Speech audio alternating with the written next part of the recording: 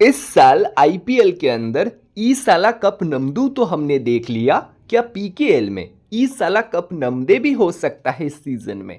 बात करेंगे हम बेंगलुरु बुल्स टीम के बारे में और फिर यू मुंबा टीम के बारे में भी। स्टार्टिंग 7, स्ट्रेंथ एंड वीकनेस देखेंगे। वीडियो पसंद आए एक लाइक करके शुरुआत कीजिएगा। चैनल पे नए हैं और पीकेएल के रिगार्डिंग एंड क्रिकेट में एशिया कप आ रहा है उसके रिगार्डिंग भी डिटेल एनालिसिस चाहिए तो चैनल को सब्सक्राइब जरूर कर ले। सब्सक्राइब करने के साथ साथ बेल बटन को जरूर से दबाएं। तो बिना देरी किए चलिए शुरू करते हैं। बेंगलुरु बुल्स का हालो हवाल इस सीजन में थोड़ा सा अलग है, जहां पे फुल ऑफ यंगस्टर्स आपको दिखेंगे। डिफेंस मुझे नहीं लगता बेंगलुरु बुल्स का कभी भी इतना स्ट्रांग था। अब मैं ऐसा क्यों कह रहा हूं? क्योंकि इन्होंने अंकुश राठी को इस बार लेके आए हैं। कहां से? जेपीपी से, जयपुर पिंक पैंथर से। पिछले 4 साल अंकुश राठी वहीं पे खेले हैं। ये इनके लिए नया फ्रेंचाइजी है। फिर योगेश ठाकुर, योगेश याद है ना? योगेश एंड आशीष का जोड़ी पिछले सीजन में कहाँ पे था? दबंग दिल्ली में। बट अभी ये बेंगलुरु बुल्स में आ गए हैं राइट कॉर्नर पे। फिर संजय धुल आपको याद ही होएगा, पिछले season Haryana stealers champion team से आ रहे हैं राइट कवर। तो ये तीनों डिफेंडर्स ना बिल्कुल मंजे हुए डिफेंडर्स हैं। हाँ, इनका उम्र बहुत ज़्यादा नहीं है, बट हाँ जो पोटेंशियल इनमें है, जितना 2-3 साल 4 साल इन्होंने खेला है पीकेएल में, बहुत अच्छे परफॉर्मेंस करके आ रहे हैं। सिर्फ एक लूप होल जो मुझे दिख रहा है, धीरज नैन अगर ये डिलीवर कर दे लेफ्ट कवर पोजीशन पे, ये बाकी तीनों डिफेंडर्स को सपोर्ट कर दे तो बहुत अच्छा हो सकता है। टीम का डिफेंस बहुत फर्म है और जिस टीम का डिफेंस फर्म है उस टीम के रेडर्स बहुत खुल के खेल सकते हैं। जैसे कि आकाश शिंदे, ये नाम और चेहरा आपको याद रहना चाहिए क्योंकि पिछले तीनों सीजन ये पुनेरी पल्टन की तरफ से खेलते हुए आ रहे हैं। ये भी इनके लिए नया कोई फ्रेंचाइजी है। बट हाँ, पुनेरी पल्टन में हम क्या देखते थे, सभी वो 10-10 रेड करते थे, कोई मेन रेडर नहीं होता था। यहाँ पे जब ये आए हैं बेंगलुरु बुल्स के अंदर, सेकेंड रेडर पंकज ठाकुर जो डिसेंट है, थर्ड रेडर आशीष मलिक बहुत ज़्यादा एक्सपीरियंस नहीं रखते हैं, तो हो सकता है आकाश शिंदे को इस बार 16 से 20 रेड पर मैच करने को मिले। और अगर ऐसा होता है, ये one of the lead readers बन सकते हैं इस साल पीकेएल में, अगर ये फॉर्म में रहे एंड परफॉर्म कर दे तो। जो इनको पुनेरी पल्टन में उतना ज़्यादा मौका नहीं मिलता था खुद को हाईलाइट करने का, यहाँ पे इनके लिए बहुत अच्छा अपॉर्चुनिटी है। तो लास्ट 3 साल का पोजीशंस अगर आप देखेंगे, 2024 में ये 12th पोजीशन पे एकदम नीचे फिनिश किए थे, 2023 में 8th पोजीशन पे, 2022 में 3rd पोजीशन पे पॉइंट्स टेबल पे इनका फिनिश हुआ था। स्ट्रेंथ देख लेंगे, जैसे कि मैंने आपको बताया, young local and energetic readers, hence unknown. Unknown किसके लिए? ओपोनेंट्स के लिए। ज़्यादा कोई इन रेडर्स के बारे में जानते नहीं हैं। इनका टैक्टिक्स, खेलने का तरीका थोड़ा बहुत तो चलो इंटरनेट से इंफॉर्मेशन मिल जाएगा, बट जैसे कि पवन शेरावत है, जैसे कि मनिंदर सिंह है, जैसे कि प्रदीप नरवाल है, एक्सपीरियंस्ड बड़े नाम, तो उनका खेल का जो वीडियोस है ना, इंटरनेट पे बहुत जल्दी और इजीली अवेलेबल हो सकता है और उसके ऊपर एनालिसिस करके ओपोनेंट्स आ सकते हैं, उनका स्ट्रेंथ एंड वीकनेस जज करके आ सकते हैं। बट क्योंकि ये नए रेडर्स हैं, एकदम फ्रेश लेग्स, ज़्यादा कोई डेटा स्टैट अवेलेबल नहीं होंगे, तो ओपोनेंट्स भी सेकेंड गेस करेंगे कि इनके रिगार्डिंग या इनके अगेंस्ट हम स्ट्रैटेजीज कैसे बनाएं। ठीक है, the defence is firm. Even Jitendra Yadav जो पहले अनसोल्ड गए थे, जितेंद्र यादव आपको याद होएगा गुजरात जायंट्स की तरफ से खेले थे और बहुत अच्छे लेफ्ट कॉर्नर है। इस पोजीशन पे खेलते, मैं आपको दिखा देता हूँ, इस पोजीशन पे खेलते अंकुश राठी वाले पोजीशन पे। बट अंकुश राठी जब है, मुझे नहीं लगता जितेंद्र यादव शुरुआत करेंगे स्टार्टिंग 7 में, बट बहुत अच्छे बैकअप हो सकते हैं अंकुश राठी का, क्योंकि अंकुश राठी एक्सपीरियंस ज़्यादा रखते हैं, वही स्टार्टिंग 7 में शुरुआत करेंगे। अगर इंजरी वगैरह हो जाए या सब्सटीट्यूट करना हो तो Jitendra Yadav left corner position पे खेलते हुए आपको दिख जाएंगे, तो डिफेंस और भी ज़्यादा स्ट्रांग हो गया इनका। कोच बीसी रमेश सर जो है ना, ये भी 3 बार पीकेएल चैंपियन बन के बैठे हैं, तो इनको आता है कि कैसे पीकेएल में चैंपियन बनना है, कैसे यंग टीम हो या एक्सपीरियंस टीम हो, यंग प्लेयर्स हो या एक्सपीरियंस्ड प्लेयर्स हो, उनके साथ चैंपियन बनना है, उनको फाइनल तक लेके जाना है एंड इवेंचुअली जिताना भी है। तो ये जो कोच है ना इस टीम का, जो बंगाल वॉरियर्स के तरफ से, पटना पायरेट्स के तरफ से पहले चैंपियन बन के बैठे हैं, ये भी इनका एक बहुत अच्छा स्ट्रेंथ है। अब वीकनेस पे आते हैं। वीकनेस में थोड़ा सा मैं लिखूंगा lack of experience in reading. जैसे कि मैंने आपको दिखाया, आकाश शिंदे को छोड़ के, आकाश शिंदे भी बहुत ज़्यादा एक्सपीरियंस्ड रेडर नहीं है। हाँ, पिछले 3-4 सीजन में कंटिन्यूसली इनको बिट्स एंड पीसेस में मौका ज़रूर मिला है, बट वो बिट्स एंड पीसेस पे ही है। एज अ मेन रेडर वो खेल के नहीं आ रहे किसी भी टीम के तरफ से, ठीक है। तो यहाँ पे एज अ मेन रेडर क्या वो जो एक्सपेक्टेशन है उस पर उतर पाएंगे, वो देखना पड़ेगा। बाकी पंकज ठाकुर पिछले सीजन में ठीक किए थे, इसलिए इनको रिटेन किया गया है ऑक्शन में। एंड आशीष मलिक भी बहुत कोई एक्सपीरियंस के साथ तो नहीं आ रहे हैं ऑब्वियसली, तो इनका रेडिंग डिपार्टमेंट थोड़ा सा सो है। सेकंड गेस करने लायक है कि ये डिलीवर कर पाएंगे या नहीं। Number 2, new combination of defence. Defence का कॉम्बिनेशन ठीक है, बहुत बड़े बड़े नाम हैं, बड़े बड़े नाम इन द सेंस परफॉर्मेंस के तौर पे। पिछले 2-3-4 सीजन ये तीनों ही डिफेंडर बहुत अच्छे करके आ रहे हैं, ठीक है। बट ये तीनों कभी एक साथ नहीं खेले हैं, पहली बार ये एक साथ खेलेंगे। क्या डिफेंस बहुत जल्दी सेटल हो सकता है? क्योंकि जितना जल्दी सेटल होंगे टीम के लिए अच्छा है। एकदम टूर्नामेंट खत्म होने वाला है तब सेटल हो, तब फायदा क्या, तब आप ऑलरेडी टूर्नामेंट से शायद बाहर ही हो चुके होंगे तब तक। और अगर मैं अपॉर्चुनिटी का बात करूं तो आकाश शिंदे जो टीम के मेन रेडर हो सकते हैं इस पर्टिकुलर ईयर बेंगलुरु बुल्स की तरफ से, इनके लिए बहुत बड़ा एक मौका है कि भाई कुछ कर जाओ।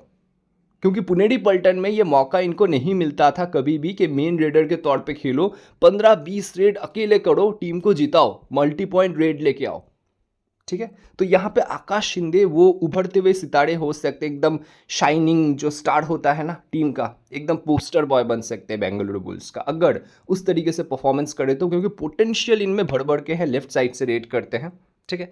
और एक अपॉर्चुनिटी लेफ्ट कवर धीरज नैन के लिए भी है।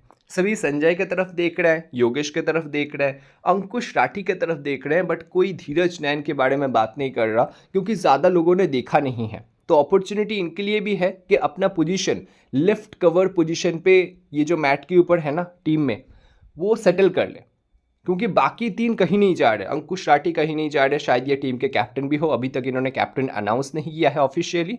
योगेश ठाकुर भी राइट कॉर्नर ही खेलेंगे, संजय दुल कहीं नहीं जा रहे, तो लेफ्ट कवर पे अगर कोच चाहे तो रोटेट कर सकते हैं। तो धीरज नैन के लिए भी एक पोटेंशियल ऑप्शन है कि भाई अपना नाम बना लो और लेफ्ट कवर पोजीशन पे अपना बिल्कुल दावेदारी जमा लो।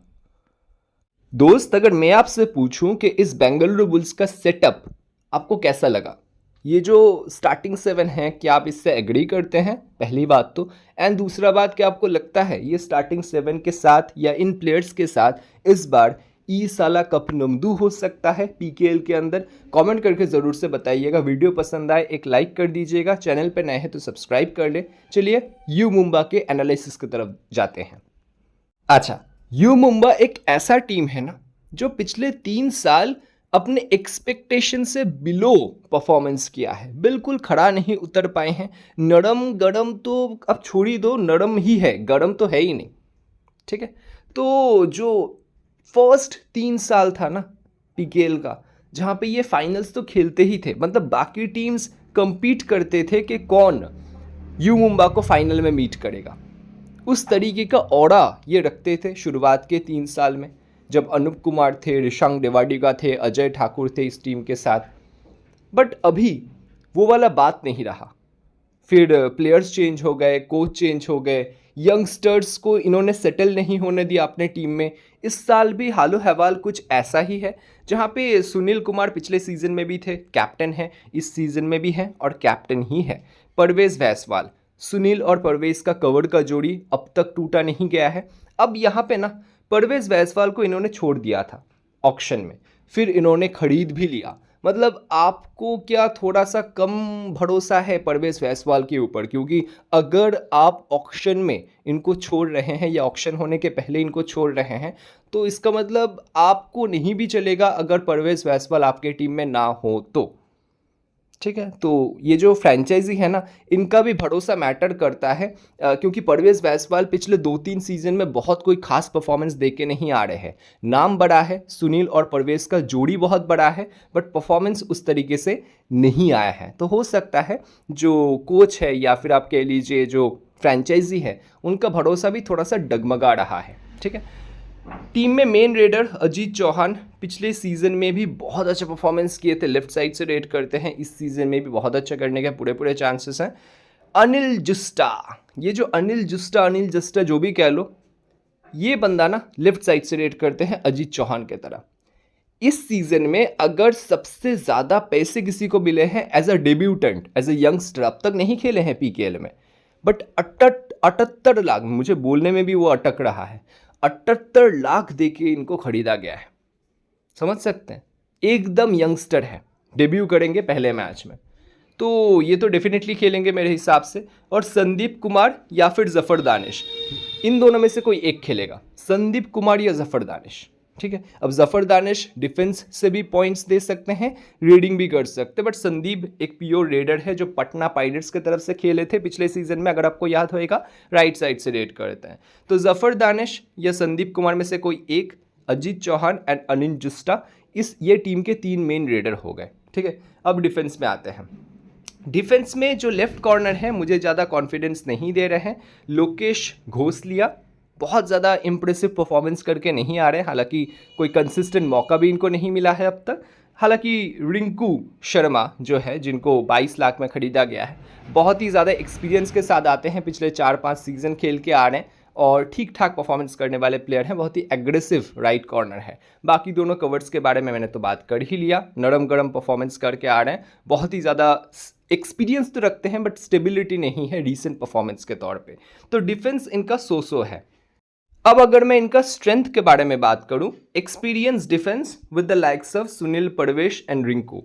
सुनील परवेश एंड रिंकू जो ये 3 पोजीशंस पे हैं, जहां पे right cover, left cover and right corner, ठीक है, नाम में एक्सपीरियंस तो भड़ के हैं, बट तीनों से ही रीसेंट टाइम्स में बहुत कोई खास परफॉर्मेंस नहीं आया है, और ये तीनों ही पिछले कुछ साल से यू मुंबा में ही है, फिर भी performance U Mumba as a team बहुत कोई खास नहीं कर पाए हैं। ठीक है, allrounder backup of Zafar Danish, जैसे कि मैंने आपको बताया, संदीप खेलेंगे या जफर दानिश खेलेंगे, दोनों में से कोई एक।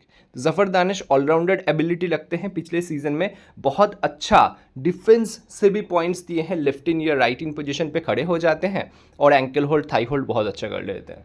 फिर थर्ड पॉइंट आपको दिखेगा, decent to good raiding department with the likes of Ajit Chauhan, Anil जुस्टा, रोहित राघव, जफर दानिश, संदीप। तो इनके रेडिंग डिपार्टमेंट काफ़ी ज़्यादा वैरायटी है और डिसेंट रेडिंग डिपार्टमेंट मुझे लगा है, क्योंकि अजीत चौहान पिछले सीजन में बहुत ही ज़्यादा रेड हॉट फॉर्म में थे, अनिल जुस्टा को इतना ज़्यादा भरोसा दिखाया गया है और बहुत ही ज़्यादा डोमेस्टिक में अच्छा परफॉर्मेंस करके आ भी रहे हैं। संदीप ना खेले तो जफर दानिश खेल जाएंगे, जो भी पिछले सीजन में अच्छा करके आ रहे हैं एज एन ऑलराउंडर। तो इनका रेडिंग डिपार्टमेंट मुझे बहुत अच्छा लग रहा है, मुझे लगता है ये अपने रेडिंग डिपार्टमेंट के ऊपर ही बेस करके जितना टूर्नामेंट में आगे जाएंगे, नहीं तो डिफेंस इनका सो ही है। अगर टीम में स्ट्रेंथ है तो वीकनेस तो होंगे ही। वीकनेस में पहला पॉइंट है absence of a proper strike raider. जो रिनाउंड स्ट्राइक रेडर बन जाते हैं ना टीम का, वो मुझे नहीं दिखा है यहाँ पे। ठीक है, मेरे हिसाब से तो अजीत चौहान को स्ट्राइक रेडर बनना चाहिए, जिस तरीके से पिछले सीजन में परफॉर्मेंस करके आ रहे हैं, पर वो जो बड़ा नाम होता है, अर्जुन देशवाल, पवन शेरावत, नवीन कुमार, मनिंदर सिंह, ऐसे नरेंद्र खंडोला, ऐसे कोई बड़ा नाम, बड़ा स्ट्राइक रेडर आपको नहीं दिखेगा टीम में। ये मुझे थोड़ा सा वीकनेस लगा इनका। The left corner issue, left corner में जैसे कि मैंने आपको बताया, लोकेश घोसलिया, इस बंदे पे मुझे ट्रस्ट नहीं है। हाँ, इनके लिए भी अपॉर्चुनिटी है कि ये बिल्कुल खुद को साबित करके बताए एंड टीम को सपोर्ट करे, बाकी जो तीनों एक्सपीरियंस डिफेंडर्स हैं उनको सपोर्ट करके बताए और एक शाइनिंग लाइट बन के निकले इस टीम से, हो सकता है, बट फिलहाल परफॉर्मेंस उस तरीके का अब तक नहीं दे पाए हैं। और थर्ड वीकनेस मुझे लगा है Parvez, Rinku both searching for form. Sunil फिर भी ठीक करके आ रहे हैं पिछले सीजन में, हालांकि उनके स्टैंडर्ड के हिसाब से नीचे ही है, बट बाकियों से बेहतर है। बट ये जो परवेज एंड रिंकू है ना, ये पिछले दोनों सीजन में ठीक ठाक स्ट्रगल किए हैं। इवन परवेज का परफॉर्मेंस का डाउनफॉल ही रहा है, अगर ओवरऑल टैकल पॉइंट्स देखेंगे पिछले दोनों सीजन में। ठीक है, तो इन दोनों को जो एक्सपीरियंस ज़्यादा इतना रखते हैं अपने गेम को अप करना पड़ेगा because this is time. Otherwise मुझे नहीं लगता नेक्स्ट सीजन में परवेज या रिंकू इस टीम का पार्ट होंगे, क्योंकि इस सीजन में भी परवेज को ऑलरेडी ऑक्शन के पहले छोड़ दिया गया था। दोस्तों, इन दोनों टीम्स का एनालिसिस आपको कैसा लगा कमेंट करके ज़रूर से बताइएगा। अगर आप इन दोनों टीम्स में से किसी एक को सपोर्ट कर रहे हैं उनका भी नाम नीचे लिख दीजिएगा। अगर आपको इन दोनों टीम्स में से कोई फेवरेट टीम है आपका, वो भी आप कमेंट सेक्शन में लिख दीजिएगा। आपको क्या लगता है बेंगलुरु बुल्स का ई साला कप नमदू पीकेएल में भी इस सीजन में हो सकता है, जैसा कि रजत पाटीदार ने आईपीएल में करवा दिया? क्या यहाँ पे अंकुश राठी या आकाश शिंदे जो भी उनके कैप्टन होंगे वो ये काम करके दे सकते हैं? कमेंट करके ज़रूर से बताइएगा। मैं आपसे मिलूंगा कल इसी समय पे।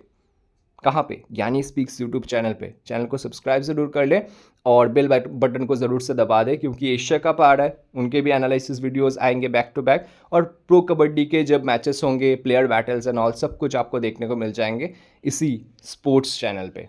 शुक्रिया आपका।